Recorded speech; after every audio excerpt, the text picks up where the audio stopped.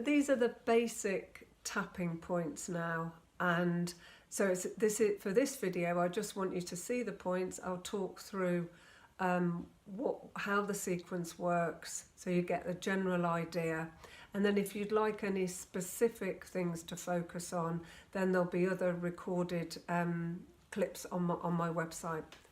Okay, so we always start with the karate chop point here. Okay, and so we're going to tap on that point, and then I'll just show you the points, and then I'll go back and we'll layer information as we go. So the karate chop points are there just on the hand. Okay, and then we on the inside of the eyebrows, the outside. And this is always lovely to do as part of a daily routine because it calms you under the nose, under the chin. And the more you get to know tapping, the more you realise these are just below the collarbones in the dip, that it can be used in so many different ways. And then from here we go to the side, so where the bra strap falls, or your bra strap would be, here. And then there's one that I like to add, and people do tend to do slightly different routines. I like to add here, we have large intestine points, so just on the side of the leg here. And large intestine are really good to help let go when you're wanting to release a habit. And then at the top of the head, okay? And then there's one other point that's good to know about, and in between the webbing of the little finger and the ring finger, here, you tap here. If you actually put your hand over your heart, you can use any hand and you can swap over, but that's another point. Okay, so we start with the karate chop, and before we do that, so say for example, we'll do a little one on overwhelm. You're feeling a little bit overwhelmed, you want to get on with your day. And what's often good is to use the scale of 1 to 10. So decide where you are on the scale. So 10 being completely overwhelmed, not really able to deal with much at all. 1 being completely fine, ready to enter your day. And the reason we do that, it's really good to check in now and again on, am I shifting down? Is it going up? Is it staying the same? Because when that happens, changing your language a little bit, or sometimes just stop talking and just feel, and to do a round can help you to start to get it lower. So the aim is always, wherever you are, you want to get to number 1. So we're not going to really go into anything right now, but I'm just going to use the language to help you. So say I'm feeling really overwhelmed and I'm at a 7, an 8, and I want to get myself into a more functional state.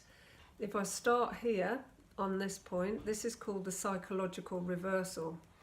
And where this helps is often you may block yourself from changing a habit because you actually think it's beneficial. There's some kind of payoff. And this seems to really help to shift that.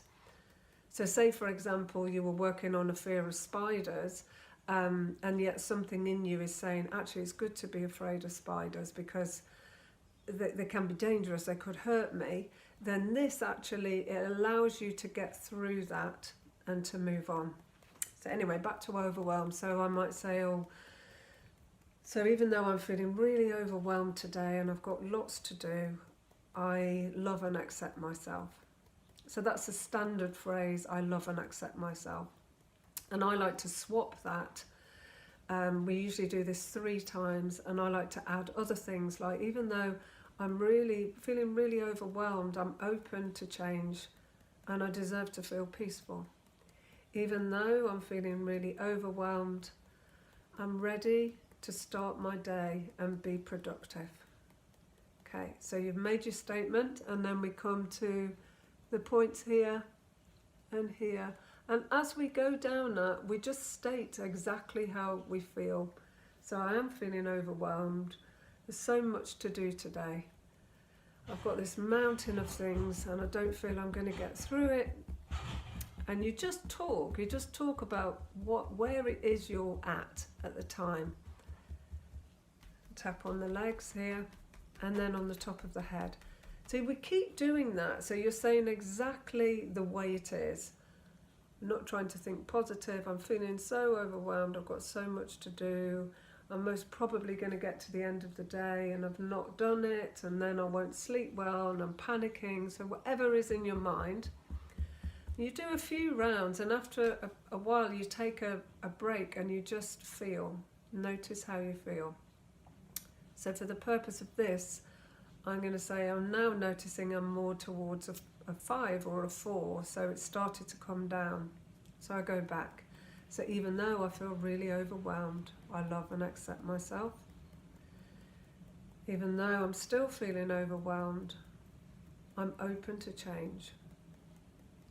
And then you say one more saying like that as you tap the karate point, and then you come to the sequence. So I am feeling overwhelmed still, but it has changed.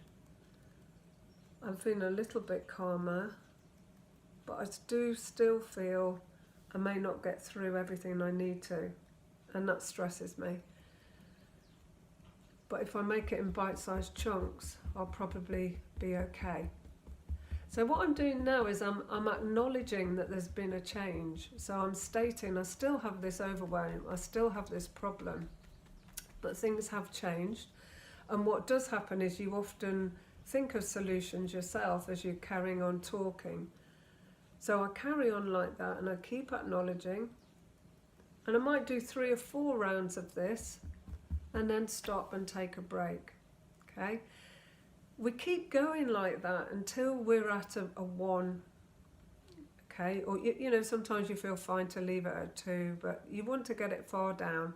And then we finish on a completely positive round. So we don't need to do this, we don't need a setup at that point. So once I'm feeling good, I feel really clear. I'm looking forward to today. Today's going to be really productive. So much lighter and easier. And you just state, so you want to really tap in that feeling that you've created and acknowledge that you've created. So you do a whole round and then you can rest. Okay, so I'm just going to, in a nutshell, explain what happened, what we know about tapping so far, because it's been around for a long time, and for a long time people knew that it worked, but they didn't really know how or why it worked.